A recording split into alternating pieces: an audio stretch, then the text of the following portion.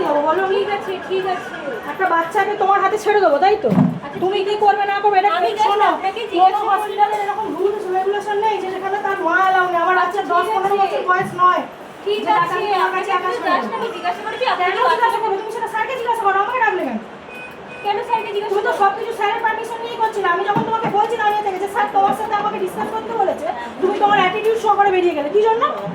আমি এখানে বিনা পয়সা ট্রিটমেন্ট করাতে আসিনি।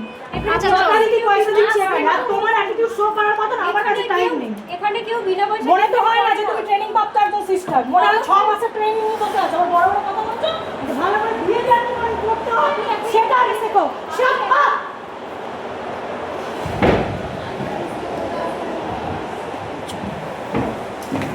অ্যাটিটিউড শো করছো। হ্যাঁ বলেছি, 100 বার বলবো। যেখানে তুমি আমাকে বলতে পারো 4টে কথা, আমি কেন বলবো না? অন ডিউটি থেকে তুমি আমাকে বলছো যে তুমি আমার বাচ্চাকে আমি নিজে চ্যালেঞ্জ করবো, তাহলে কি হসপিটালে আনবো কেন বাচ্চাকে?